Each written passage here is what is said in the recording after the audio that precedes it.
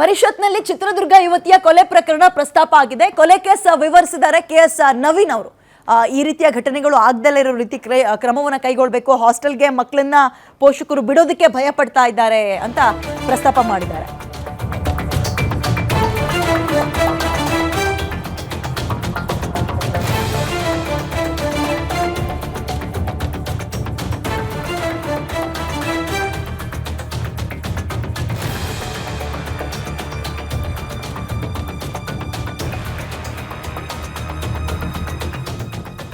ಈ ರೀತಿ ಘಟನೆ ಆಗದಂತೆ ಕ್ರಮ ಕೈಗೊಳ್ಳೋ ಬಗ್ಗೆ ಉತ್ತರ ಕೊಡಿ ಅಂತ ಸಿಎಂ ಮತ್ತು ಗೃಹ ಸಚಿವರಿಗೆ ಪರಿಷತ್ ಸದಸ್ಯ ನವೀನ್ ಮನವಿ ಮಾಡಿದ್ದಾರೆ. ಆರೋಪಿ ಮೇಲೆ ಕಠಿಣ ಕ್ರಮ ತಗೊಳ್ತೀವಿ ಅಂತ, ನಾಳೆ ವಿವರವಾಗಿ ಇದ್ರ ಬಗ್ಗೆ ಉತ್ತರಿಸ್ತೀವಿ ಅಂತ ಹೋಮ್ ಮಿನಿಸ್ಟರ್ ಕೂಡ ಮಾತಾಡಿದ್ದಾರೆ.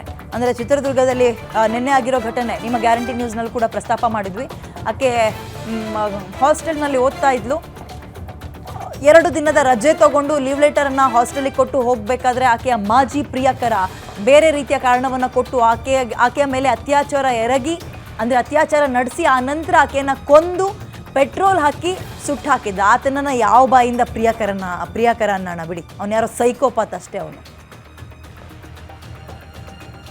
ಮೊನ್ನೆ ಸಂಜೆ ಚಿತ್ರದುರ್ಗದಲ್ಲಿ ವಿದ್ಯಾರ್ಥಿನಿ ವರ್ಷಿತಾ 19 ವರ್ಷದ ವಿದ್ಯಾರ್ಥಿನಿ BA ವ್ಯಾಸಂಗ ಮಾಡ್ತಾ ಇದ್ದಂತ ದಲಿತ ಮಾದಿಗ ಸಮುದಾಯಕ್ಕೆ ಸೇರಿದಂತ ವಿದ್ಯಾರ್ಥಿಯನ್ನ ಅಂಬೇಡ್ಕರ್ ಹಾಸ್ಟೆಲ್ ನಿಂದ ಕರೆದೋಗಿ ಬರ್ಬರವಾಗಿ ಹತ್ಯೆ ಮಾಡಿ ಸುಟ್ಟಾಕಿರುವಂತದ್ದು ಚಿತ್ರದುರ್ಗದ ಹೊರವಲಯದಲ್ಲಿ ಘಟನೆ ನಡೆದಿರುವಂಥದ್ದು.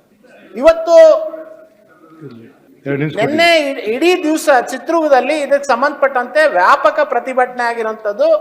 ಅತ್ಯಂತ ಬಡತನದಲ್ಲಿದ್ದಂತ ಕೂಲಿ ಮಾಡುವಂತ ಕುಟುಂಬದಿಂದ ಬಂದಂತ ಒಬ್ಬ ಕನಸು ಭವಿಷ್ಯದ ಕನಸು ಕಾಣ್ತಿದ್ದಂತ ಒಂದು ವಿದ್ಯಾರ್ಥಿನಿಯನ್ನ ಸಂಪೂರ್ಣವಾಗಿ ತನ್ನ ಯಾವ ಹಾಸ್ಟೆಲ್ ನಲ್ಲಿ ಇದ್ಲು ಆ ಹಾಸ್ಟೆಲ್ ನಿಂದ ಸರ್ಕಾರಿ ಹಾಸ್ಟೆಲ್ ಓದ್ತಾ ಇದ್ಲು, ಸರ್ಕಾರಿ ಕಾಲೇಜಲ್ಲಿ ಓದ್ತಾ ಇದ್ಲು.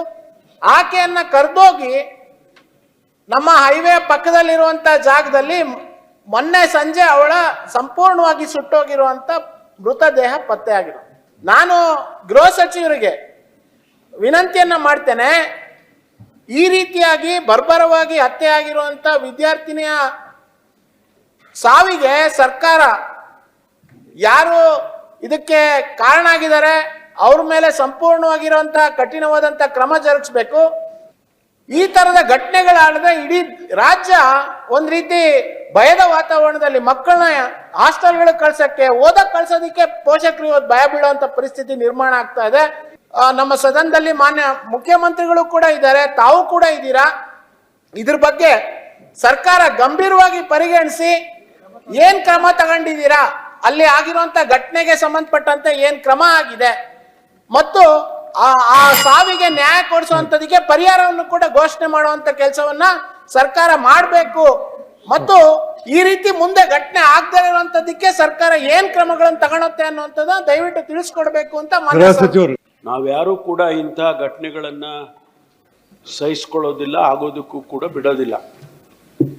ಯಾರು ತಪ್ಪಿತಸ್ಥರಿದ್ದಾರೆ ಅವರ ಬಗ್ಗೆ ಏನು ಕ್ರಮ ತಗೋಬೇಕು ಕಾನೂನಿನ ಚೌಕಟ್ಟಿನಲ್ಲಿ ಅದನ್ನ ಯಾವುದೇ ಮುಲಾಜಿಲ್ಲದೆ ಕ್ರಮ ತಗೊಳ್ತೀವಿ. ನಾನು ತಮಗೆ